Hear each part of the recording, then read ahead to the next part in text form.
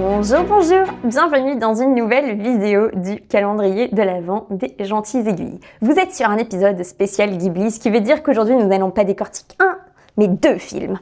Donc nous partons pour un épisode spécial Ghibli. Pour ceux qui ne connaissent pas, c'est un studio d'animation japonais, donc ça va être des dessins animés pour parler français, et non plutôt style manga. Même complètement style manga.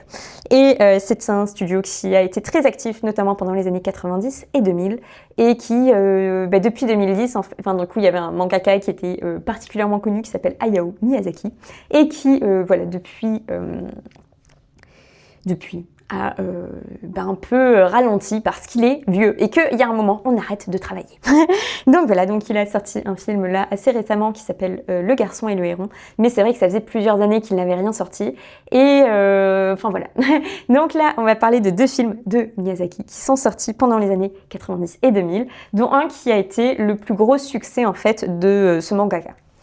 Nous allons commencer par Le Château dans le ciel et nous parlerons après du voyage de Chihiro. Donc pour Le Château dans le ciel, l'histoire. J'étais à moitié en train de lire mes notes, mais on va d'abord parler de l'histoire.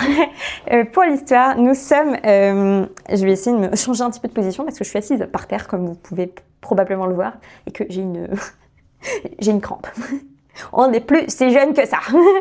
Donc, pour Le Château dans le ciel, l'histoire, c'est que nous avons Pazu, qui est un fils de mineur dans un village de mineurs, qui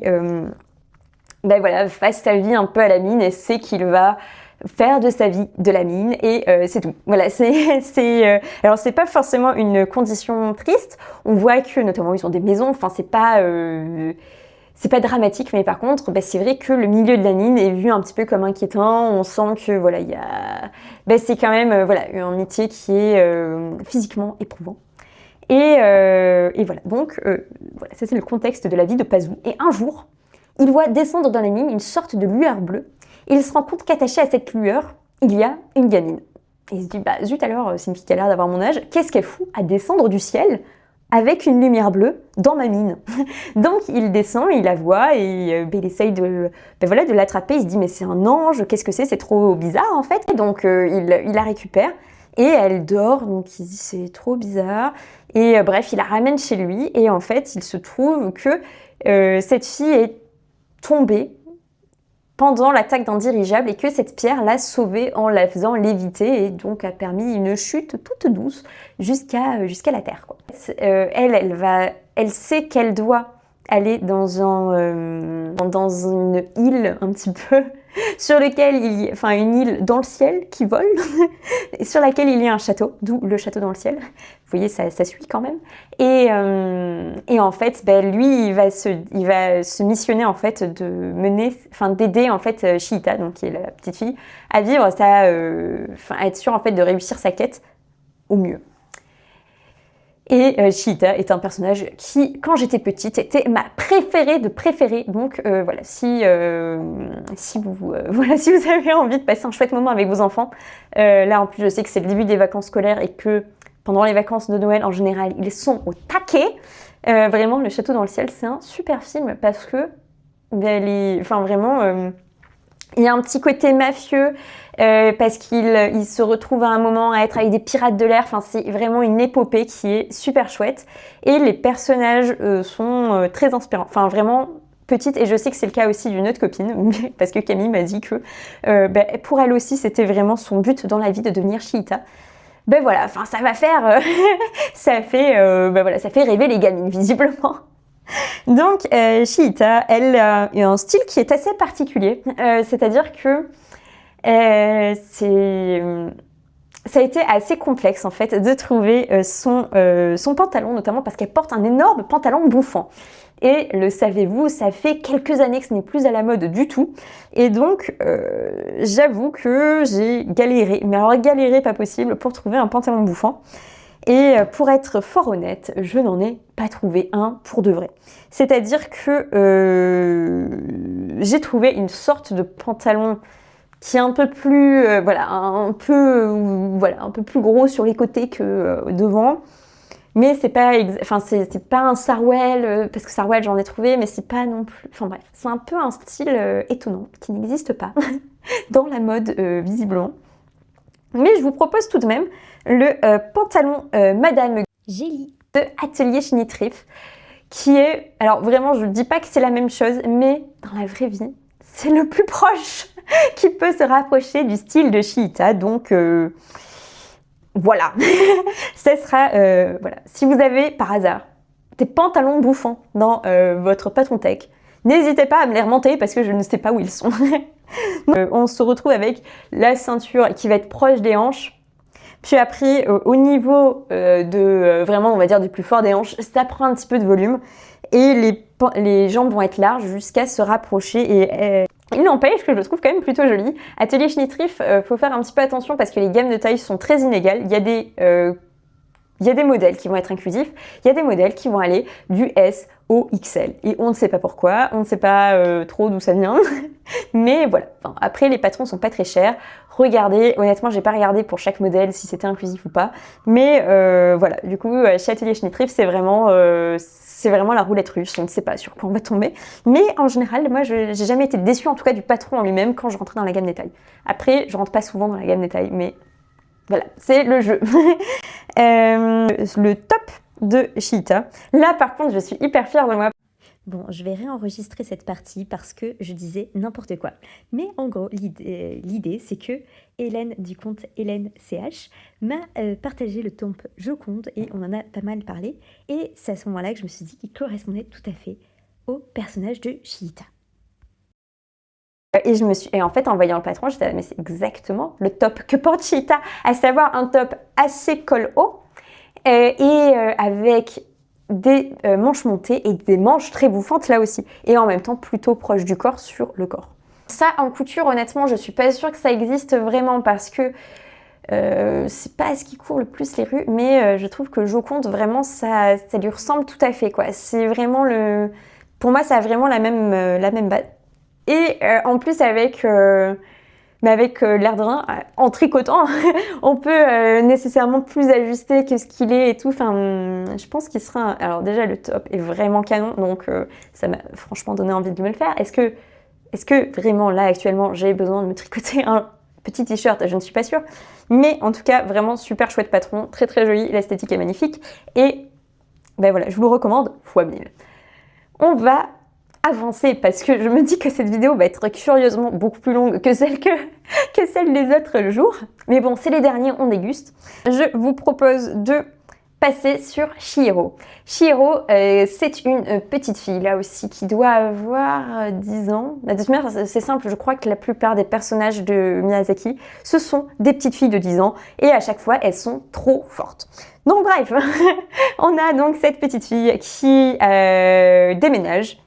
Et donc avec ses parents, ils se disent bon, on va s'arrêter sur le chemin, ça a l'air d'être très joli, et ils se retrouvent à rentrer dans une sorte de long tunnel sombre. Et au bout, il y a une sorte de grand marché festival, un petit peu ce qu'on pourrait appeler un marché de Noël chez nous, quoi, avec des stands qui vendent de la nourriture, sauf qu'il n'y a personne.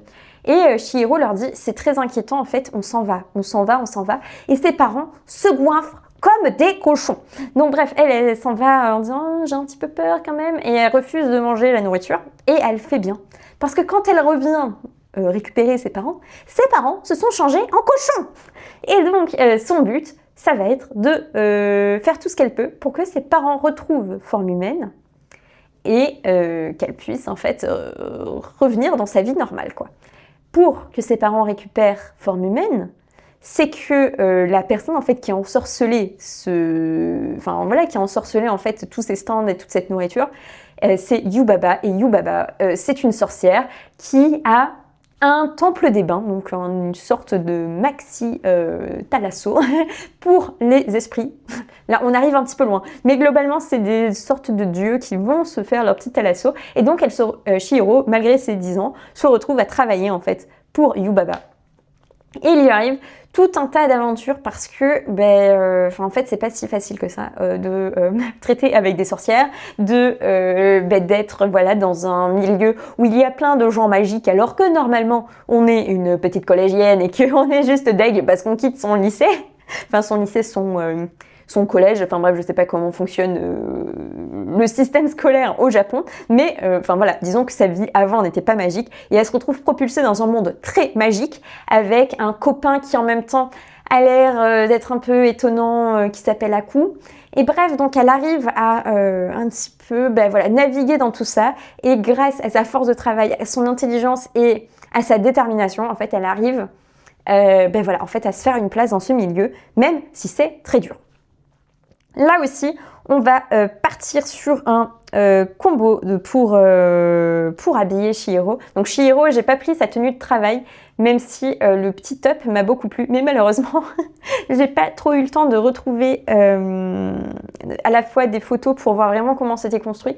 Et il faut savoir quand même que pour chaque épisode, il me faut un petit peu plus, une bonne heure et demie en fait de recherche. Donc là, pour un double épisode, il me faut quasiment 3 heures. Donc voilà, j'ai pas trop eu le temps de faire des recherches additionnelles. Mais en tout cas, j'ai choisi moi de partir sur la tenue de base en fait de Chihiro, avec là aussi garder un petit peu le même ensemble, c'est-à-dire un bas cousu et un haut tricoté. Pour le bas cousu, on va partir sur Dame de Carreau de Vaima. Le pantalon Vaima de la Dame de Carreau. Donc c'est une marque que je ne connais absolument pas, mais qui propose un short et un pantalon que je trouve adorable. Et franchement, pour l'été, j'adore. Mais vraiment, je trouve ça trop choupi. Donc il y a le principe, donc voilà, c'est un short ou un pantalon taille élastiqué avec des jambes plutôt larges. Pour ça, jusque-là, c'est pas le patron le plus original du monde, mais il y a un petit volant que je trouve fort mignon. En l'occurrence, pour Chihiro, il n'y a pas de volant, mais si ça vous intéresse, honnêtement, je trouve très mignon. Dame de Carreau, j'en avais jamais entendu parler du tout. Je ne saurais pas vous dire du coup si c'est bien ou si c'est pas bien, mais en tout cas, je trouve que le modèle est vraiment très sympa. Donc, voilà, ça mérite d'être vu. Donc, Chihiro, elle porte un petit short rose, plutôt large. Et surtout, elle a des jambes de grenouille, donc c'est vrai que tout doit être très large. Le top, alors, à la base, je m'étais dit, est-ce que ce serait pas possible de hacker mon pull ? Mais la réponse est non, parce que on part d'une base qui est hyper grosse en fait. Enfin, celui-là il se tricote en grosses aiguilles, il n'y a qu'à voir la taille des mailles, c'est énorme. Et en fait, ça serait ridicule d'en faire un t-shirt parce que ça tiendrait bien trop chaud. Donc, je suis partie sur un t-shirt qui est, je trouve, hyper sympa, avec là aussi le même système de grosses rayures. Qui a une bordure en nylon, ce qui est très très propre, c'est très mignon. Et du coup, ça se tricote en laine fine et je trouve que le fit est vraiment chouette. Et en plus, il est présenté avec un petit peu les mêmes couleurs. Bon, là, c'est parmé vert, mais ça aide aussi à pas mal à se projeter. Et voilà, je trouve que ce t-shirt est fort mignon, donc je vous le mets dans la sélection. Bref, tout ça pour dire que, voilà, pour le top de Chihiro, partir sur un t-shirt comme ça, tout simple, ça me paraît nickel. Et sur son top à elle, elle n'a qu'une seule grosse rayure au niveau de la poitrine en vert. Donc voilà, le reste, bref, on se débrouille pour... Pareil, en tricot, c'est quand même super facile d'adapter la taille de ses rayures. On n'est pas plus bête que le patron, on ne suit pas aveuglément. Donc voilà, on prend les rayures un peu comme sur le t-shirt et on sera très très bien. En tout cas, je suis ravie de vous avoir présenté cette sélection, même si l'épisode est un petit peu plus long. Mais j'espère que ça vous a plu. Donc c'est le dernier épisode spécial Ghibli et on entre dans les dernières petites cases de ce calendrier. J'espère que vous passez une très bonne période de l'Avent. Si vous avez la chance d'être en vacances là, très bonnes vacances et profitez bien des fêtes. On se retrouve toujours dès demain et voilà. Salut, ciao!